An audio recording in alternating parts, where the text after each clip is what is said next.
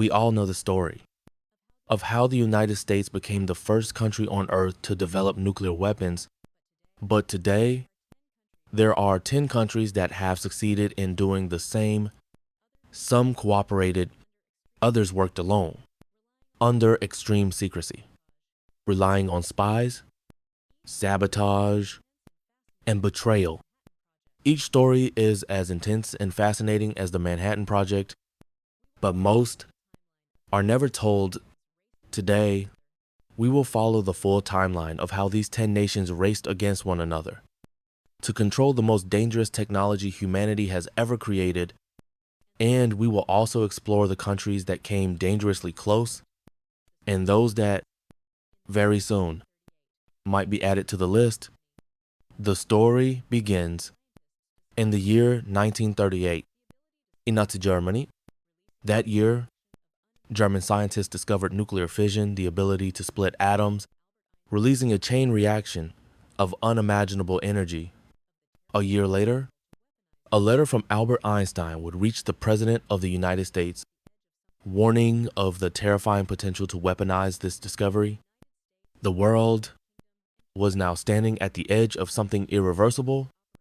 During the Second World War, the United States, the United Kingdom, and Canada launched the most ambitious secret operation of their time, the Manhattan Project.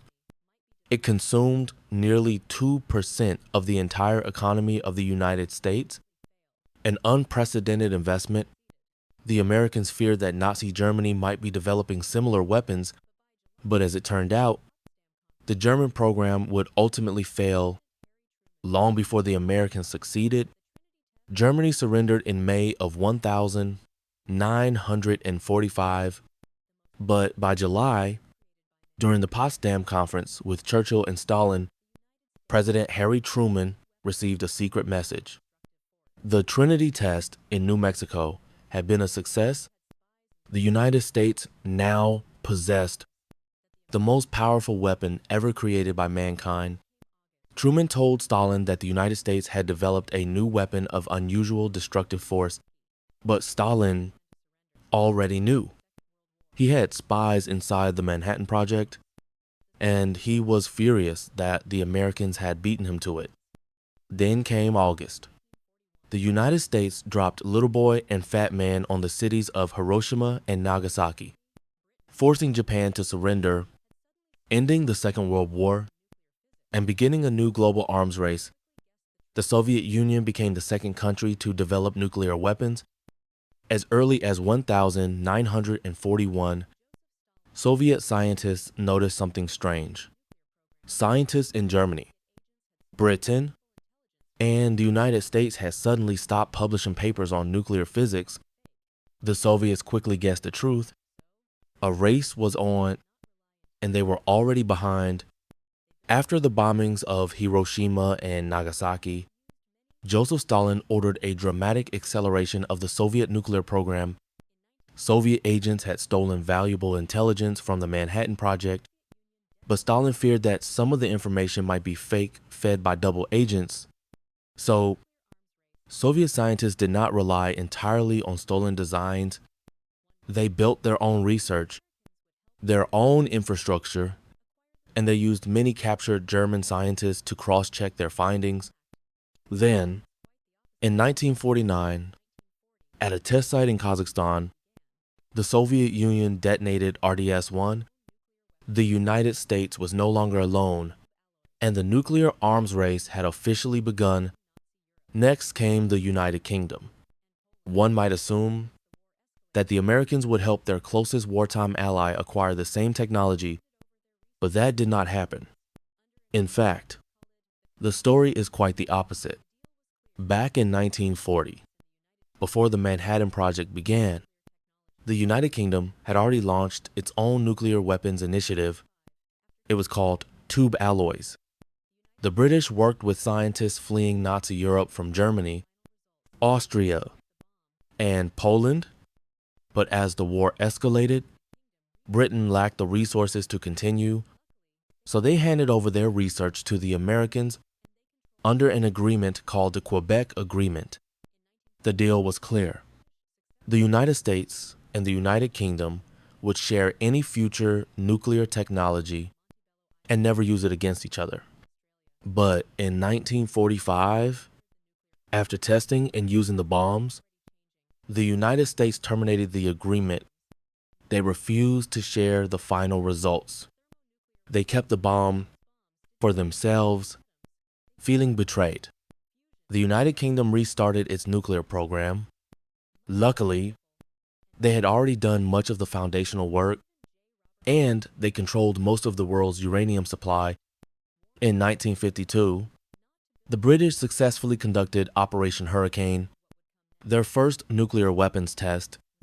It took place in the Montebello Islands, off the coast of Australia. The United Kingdom had now entered the nuclear club, but the race was already changing. It was no longer just about atomic bombs. Now came something even more terrifying: thermonuclear weapons. These bombs did not just split atoms, it fused them. Fusion, the same process that powers the sun, much more powerful and much more destructive. Even Robert Oppenheimer, the man who led the Manhattan Project, warned the United States not to build these next generation bombs. He feared what would come next. But his warning was ignored. In 1952, the United States detonated Ivy Mike, the first thermonuclear weapon. It was more than 450 times more powerful than the bomb dropped on Nagasaki. The Soviet Union responded just 3 years later with their own thermonuclear test, RDS-37, in 1955, and then the United Kingdom joined the club in 1957. With Operation Grapple, the world had changed forever. In 1958, with the Soviet threat growing, the United States decided to restart nuclear cooperation with the United Kingdom, but by then, more nations were already stepping forward. The fourth country was France. Some French scientists had worked on the Manhattan Project, but after the war, France had no nuclear weapons program. Instead, they focused on peaceful nuclear energy. That would change after the Suez Crisis of 1956, when France, along with Britain and Israel, attempted to seize control of the Suez Canal. The operation failed, humiliatingly. France realized that it could no longer rely on American or British military protection. They needed their own deterrent. Led by President Charles de Gaulle, France began developing nuclear weapons independently. Unlike Britain, they received no help from the United States. France wanted strategic independence. From both the North Atlantic Treaty Organization and the Americans, they sourced uranium from their colonies in Niger, Gabon, and Madagascar. And despite their ruined economy after the war, they succeeded.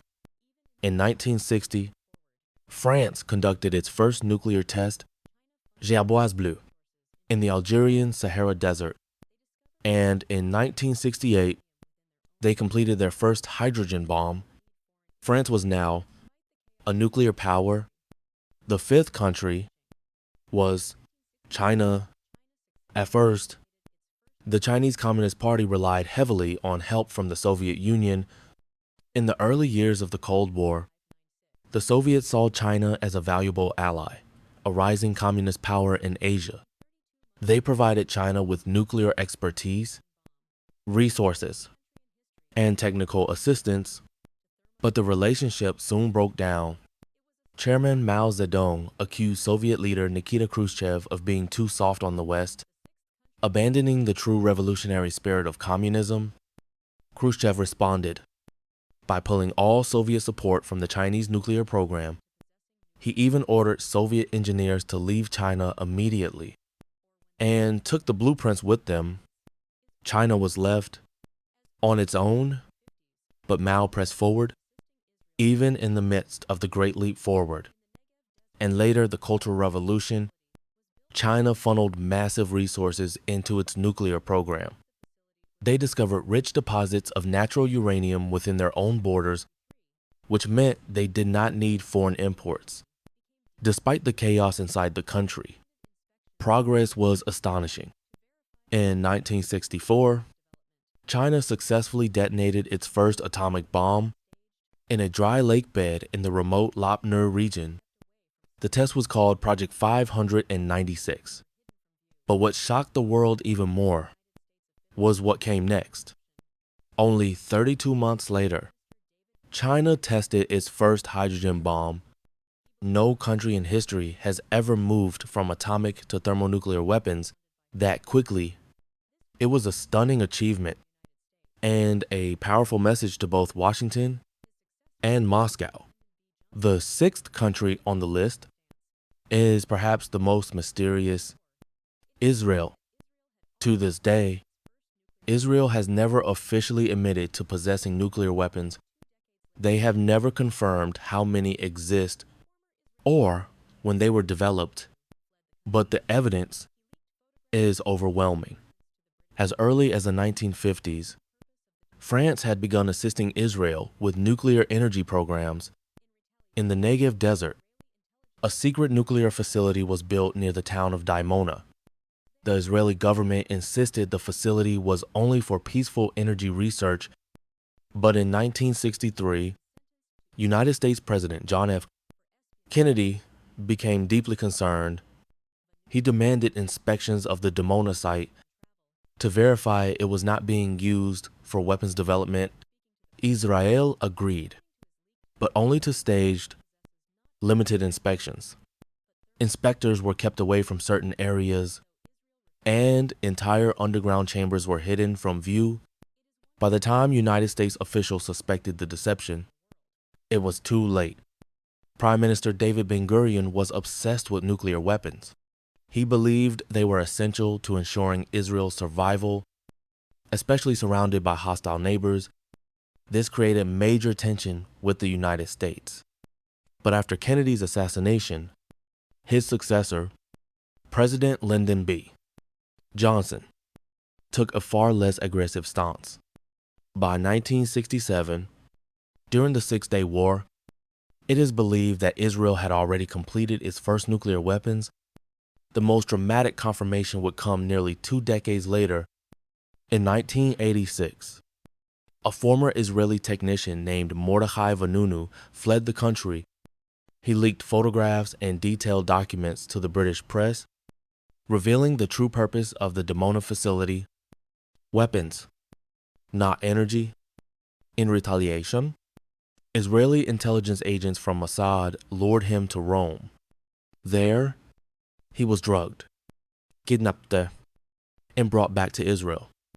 He was secretly tried and sentenced to 18 years in prison for espionage and treason. Even today, Vanunu lives under strict restrictions on speech and travel. He has been rearrested multiple times simply for speaking to the press. According to his leaked data, Israel possesses not only atomic bombs, but thermonuclear weapons as well. And though Israel refuses to confirm or deny it, most experts agree it is one of the most advanced and well-guarded nuclear arsenals in the world. The seventh country to develop nuclear weapons was India. For decades, Indian leaders watched the world's nuclear race from the sidelines. But beneath the surface, a quiet determination was growing. India's nuclear research had begun in the 1940s, not long after gaining independence from the British Empire. At first, the goal was peaceful energy, but that would soon change. In 1962, India fought a brief but humiliating border war with China, high in the Himalayas. They lost, and that loss changed everything. India realized that to protect itself, it needed to match the weapons of its most powerful neighbors, especially China. India's nuclear development continued quietly. They built reactors with help from countries like Canada and the United States. while secretly using those reactors to advance weapons research. Then, in 1974, India shocked the world. In the desert of Rajasthan, India detonated its first nuclear device. The code name was Smiling Buddha. India claimed it was a peaceful nuclear explosion, but the world did not see it that way. The reactor used for the test had been supplied by Canada under the promise it would only be used for energy, and India had refused to sign the Nuclear Non-Proliferation Treaty, a global agreement to limit the spread of such weapons. International condemnation was swift. Sanctions followed, but inside India, the test was celebrated. It marked a new chapter. India was now a nuclear-capable state. Even though, India stopped short of building actual warheads. For many years, Indian politicians argued against fully weaponizing nuclear technology. They believed it should only be used, if ever, as a last resort. But the pressure continued to grow, especially from one country in particular, Pakistan, India's greatest rival, its former twin, and soon, its nuclear mirror. Pakistan became the 8th country to develop nuclear weapons. The road was long, and it was fueled by defeat. In 1971, after a brutal civil war, Pakistan lost the eastern half of its territory. It became the new nation of Bangladesh. The humiliation was enormous. The pain ran deep. Pakistan's Prime Minister Zulfikar Ali Bhutto said it plainly. If India builds the bomb, we will eat grass or leaves, even go hungry. But we will get one of our own. The nuclear race was on. Then came a man who would change Pakistan's destiny, Abdul Qadir Khan. While working at a nuclear enrichment facility in the Netherlands, he secretly stole classified blueprints on uranium enrichment. He returned to Pakistan and became the father of its nuclear program. But Khan didn't work alone. Pakistan had help. China provided technical expertise, materials, and design blueprints. Why? Because China also viewed India as a rival and saw a nuclear Pakistan as a valuable counterbalance. The United States did little to stop Pakistan's efforts. At the time, Washington saw Pakistan as a crucial ally, especially during the Soviet invasion of Afghanistan. So, despite knowing Pakistan was developing nuclear weapons, the United States often looked the other way. Then came 1998. India, after decades of restraint, conducted a series of underground nuclear tests, 5 in total. One of them, a thermonuclear bomb. The message was clear. India had fully weaponized, and Pakistan responded immediately. Just weeks later, Pakistan conducted its own 5 nuclear tests. In the remote Roscoe Hills, it marked their official entry into the nuclear club, but there was one key difference. India adopted a policy of no first use, pledging to use nuclear weapons only in response to a nuclear attack. Pakistan did not. Pakistan's nuclear policy is first use. They reserve the right to use nuclear weapons preemptively, even if India has not used them first.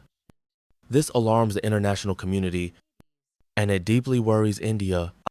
In fact, many Indian military officials have openly admitted Pakistan's nuclear threat has deterred India from launching serious conventional strikes during border clashes, and that deterrence has worked, but Pakistan's nuclear story does not end there.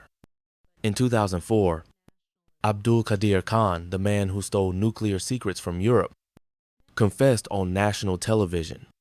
He admitted to running a clandestine black market, illegally selling nuclear technology to North Korea, Iran, and Libya. The implications were terrifying. Weapons of mass destruction were now being spread outside the control of any treaty. The 10th and most recent country to develop nuclear weapons is North Korea. For the world, this was perhaps the most alarming addition to the nuclear club, but for North Korea, it was seen as essential. The story begins in the 1950s.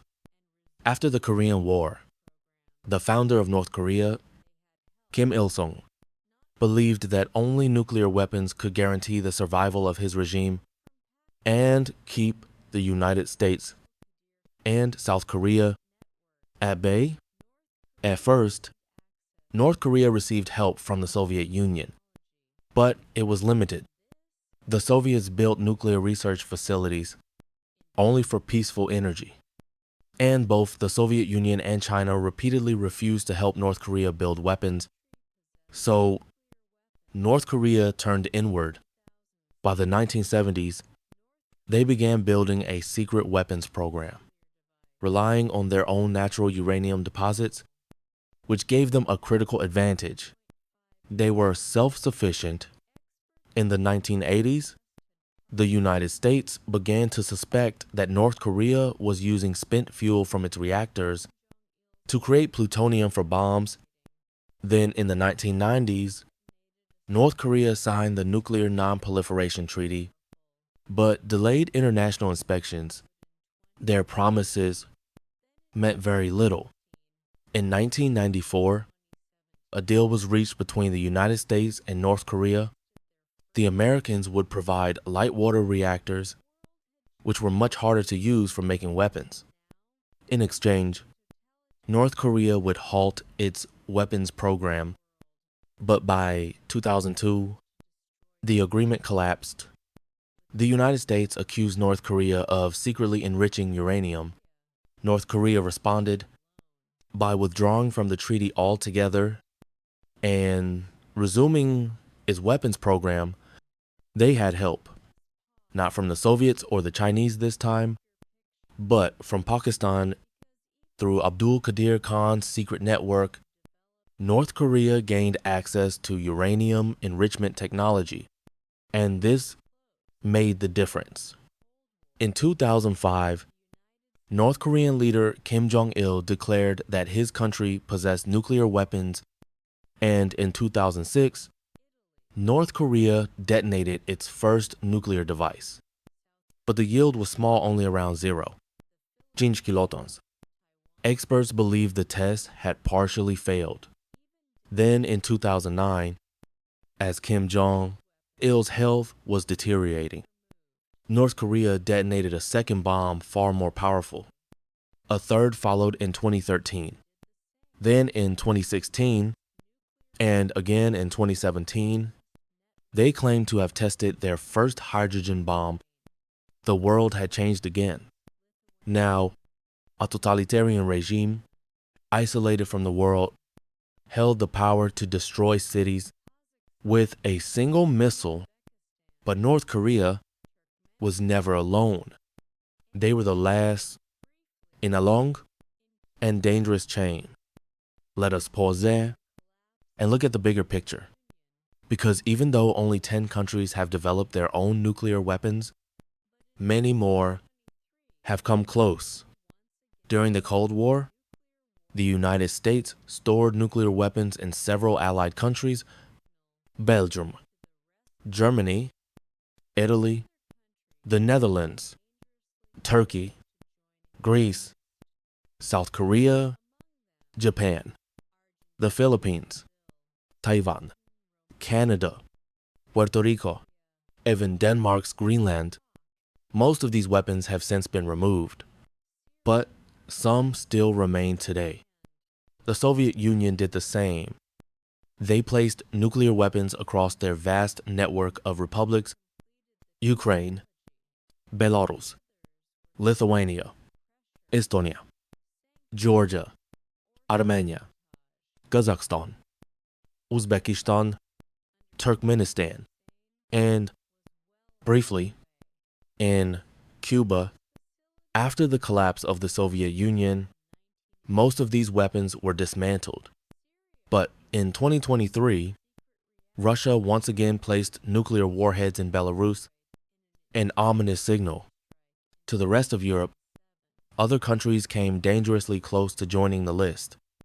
Among them, Argentina, Brazil, Sweden, Romania, Algeria, Libya, Iraq, Iran, Egypt, Syria, Taiwan, and Japan. Some of these nations had nearly completed the technology. Others were stopped by pressure, sanctions, or sabotage. Iraq, under Saddam Hussein, was well on its way, but its facilities were bombed by Israel in 1981. Syria was also building a secret reactor until it was destroyed in an Israeli airstrike in 2007. And Iran remains the most closely watched nation on earth. To this day, it is widely believed that Iran is the closest country to building a new bomb, and its regional rival Israel has vowed to never let that happen. Meanwhile, Saudi Arabia has openly declared, if Iran gets a nuclear bomb, we will too. They already have the funds and a growing nuclear energy program. Then there is Japan, a country devastated by nuclear war and now committed to pacifism. But Japan possesses one of the world's largest stockpiles of enriched uranium. They have everything needed to create nuclear weapons and could likely do so within months if they ever chose to. In Latin America, both Argentina and Brazil had advanced nuclear programs, but a diplomatic movement led by Mexico created the Treaty of Tlatelolco, declaring that all of Latin America would remain nuclear-free. Every country signed except French Guiana, because it is technically part of France, a nuclear-armed state, but France does not store weapons there. Today, there are similar treaties in place: the Rarotonga Treaty in the South Pacific, the Palindaba Treaty in Africa, the Bangkok Treaty in Southeast Asia, the Semipalatinsk Treaty in Central Asia, and the Antarctic Treaty, which forbids military activity on the frozen continent. But even these treaties are not enough, because modern nuclear weapons are not just stored in silos or on land. They are hidden inside submarines.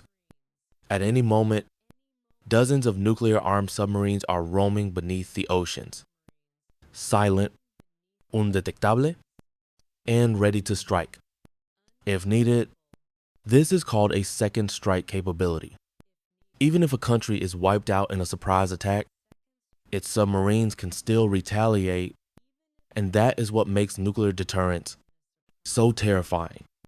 Building a nuclear weapon is no longer just about science. It is about politics, fear, and the willingness to play the ultimate game of brinkmanship. We may only have 10 countries with nuclear weapons today, but that number will not stay the same forever. And so, what began with a single chain reaction in a German lab has now become a global chain of fear, of power, and of silence. 10 nations hold the power to end civilizations, while the rest of the world watches, prepares, or prays. The nuclear age is no longer a chapter in history. It is the air we breathe, the threat we live beneath every day, hidden beneath oceans, buried in deserts, orbiting in silence above us. The question is no longer if more nations will join the list, but when and what happens after someone finally uses one again. If this story made you think, if it made you see the world a little differently, then help us tell more stories that matter. Subscribe to the channel, like the video, and share it before this history becomes our future.